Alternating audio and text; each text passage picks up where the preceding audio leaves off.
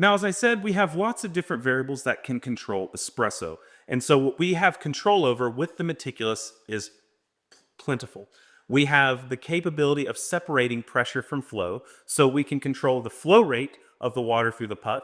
We can control the pressure rate at which the puck is experiencing pressure. We can control the power threshold of the piston itself, so how much power, if it's 50% power, 100% power, that it's pushing onto the puck. You can control the temperature from shot to shot. And in addition to that, something a lot of people don't think about is we're able to control the water a lot more easily and on the fly than when you have a boiler or some sort of internal water system. So there is no water reservoir on this, which is one of the things I'm most excited about. You can put any water every single time into this thing. You may need to wipe it out or clean it out, but it's not going to cause some sort of descaling situation where you have to descale your machine, potentially open it up to do some things. This is all external. Water goes in, there's a plunger that pushes it out with a gasket, so it cleans out most all of it. You may need to wipe it down every so often, but for the most part, you are able to really change water on the fly every single cup if you want to, which is a variable that a lot of people don't take into account. But with these capabilities, it can be a bit overwhelming because not only can we say we want this flow rate, we want this pressure, but we can actually make a massive profile that says we want to start this with a flow rate of 5 milliliters per second. And we want it to stay at 5 milliliters per second until a pressure is hit of 2 bar.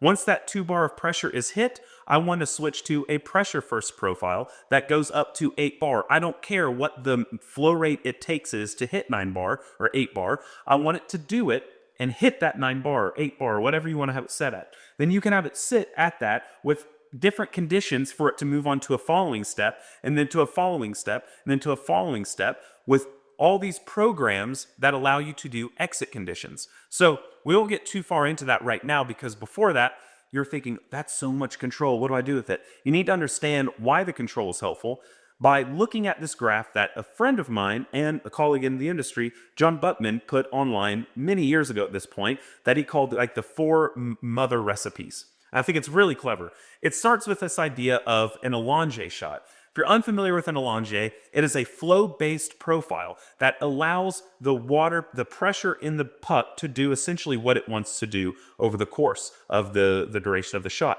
And it's kind of this natural movement of pressure that the puck experiences. So just to kind of show you what that looks like, in Allongé, if we were to do a graph, and this on the side right here, we'll do both pressure and, well, I guess pressure. Yeah, it's pressure and flow rate. We'll do pressure and flow rate. If we were to do a constant flow rate, and we're using yellow, or yellow, and we're using blue for the water, we're doing a constant flow rate throughout the entirety of the shot of, let's say, 4 milliliters per second. Okay? What will happen if we don't do any we don't mess with pressure at all? We only have 4 milliliters a second going through our puck of coffee. What will naturally happen is at the very beginning, and this is pressure, right? So we'll put this as 9 bar. So what happens is at the very beginning, we have to obviously fill up that gap on typical espresso machines. And so it takes a second to start building pressure, but then it builds pressure, and then it will slowly come back down like so. So essentially what happens is if you throw a constant flow rate in there, it will build pressure, but because this is not a really high flow rate like 8 or 10 or 12 milliliters a second like you can get in other machines, it is going to rapidly decrease because as we lose resistance, usually these pumps will say, all right, we actually have 8 mils we can give you. So it will try to give it more water in order to maintain the pressure up high. But essentially what happens in Allongé is kind of a natural increase in declination of pressure in a shot of espresso. Comes up, and then it kind of goes down and plateaus a bit because there's only so much resistance you can lose from a puck. Now, if you had an ultralight coffee and it's coursing around something, yeah, it might lose more, but this is for visual purposes. So he was like, this is kind of that natural approach to what happens in espresso. And from that, he came up with this 4 recipe theory. Now, the full recipe theory goes on this graph. On the y-axis, going upwards, you have an increase in pre-infusion. And then on the x-axis, going this way, you have an increase in flow rate. Okay? So, if you start in this bottom quadrant, bottom left quadrant, he says you have a lever-style shot.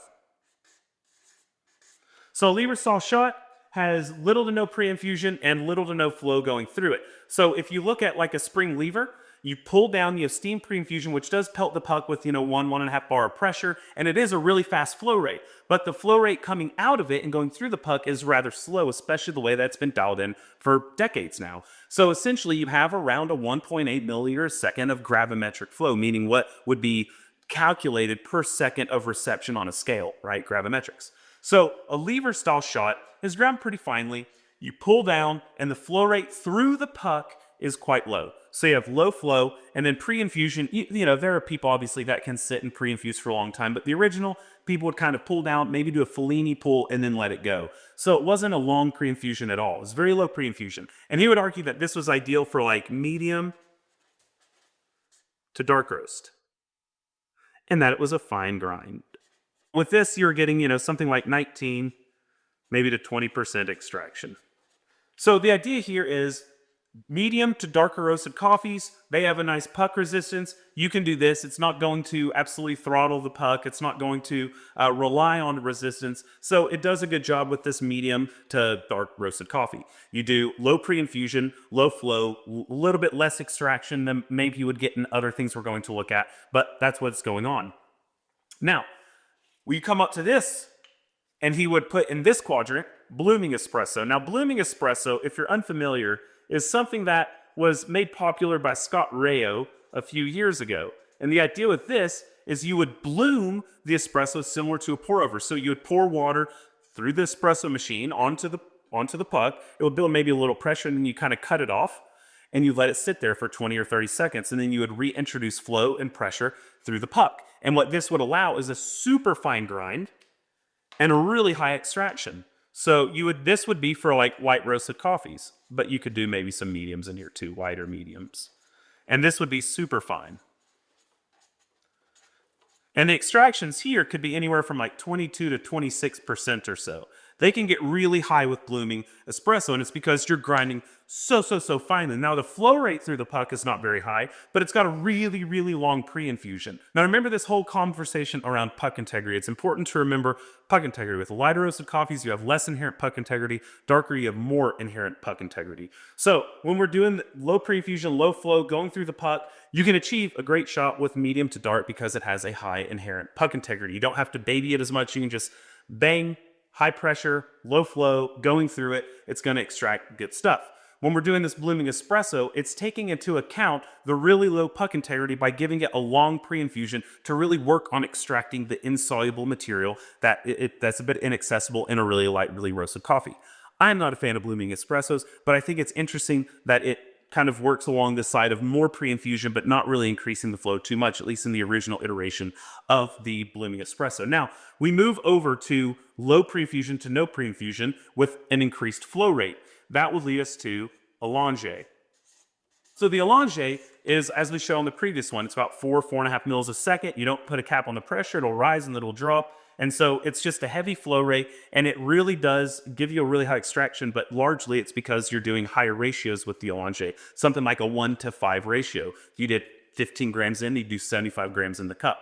Really big. So this one this one tends to be for lighter roasted coffees, and it tends to be coarse, pretty coarse grounds, because you're doing it in around 30 seconds. If you're getting a 1:5 in 30 seconds, it's got to be quite coarse, because think about 30 seconds. Normally you're doing a 1:2, right? So to triple that almost, you've got to go quite coarser.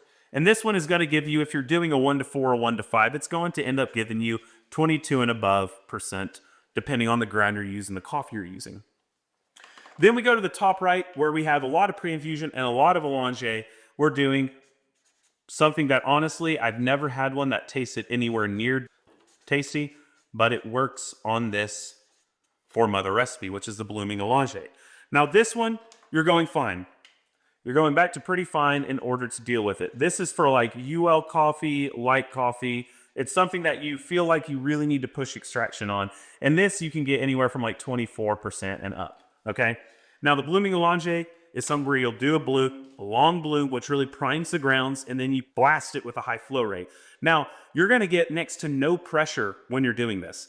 Even if you go really fine, it's going to be really difficult to maintain pressure, especially on a lightly roasted coffee, because there's just no puck integrity. And that's why it's important to really focus on the flow rate. When you're here, you have a lot of pressure that's building up because the resistance, and you're able to get away with it. As you move away from it, which is where you want with lighter roasted coffees, you're relying more on high flow rate or more pre-infusion to increase the extraction, which is what has been historically wanted for a lighter roast.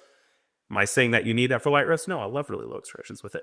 But I think this is a really cool visualization in order to understand that there are so many different ways to approach your coffee. Whereas you go super fine and you splash with water and then you essentially pause the flow and then restart it. Whether you do the same thing, but then you go flow first instead of pressure first, and then you let it go for a huge ratio, whether you just do a flat flow rate throughout the pup, or if you try to mimic an old school lever shot that comes in with a kind of water hammer and then just allows a naturally declining profile. This is an interesting thing that I think really helps people visualize these differences and different ways of approaching their coffees. Now, of course, there are way more ways of brewing coffee than just these. You have new profiles that are called like ultra low contact and low contact that a friend of mine long created. You have things like the turbo and the turbo, the blooming turbo, the extractamundo dose, all of these that really rely on flow over pressure more than anything. You're not really thinking much about pressure at all when you come to lighter roasted coffees. Of course, with darker roasts, you are relying more on,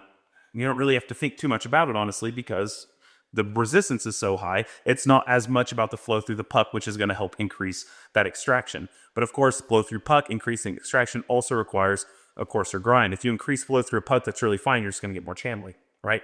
So anyway, that is the four-mother kind of theory that was laid out by Buckman. I just think it's a helpful thing to kind of help us process information and understand different approaches to brewing coffee. I like a clean rep.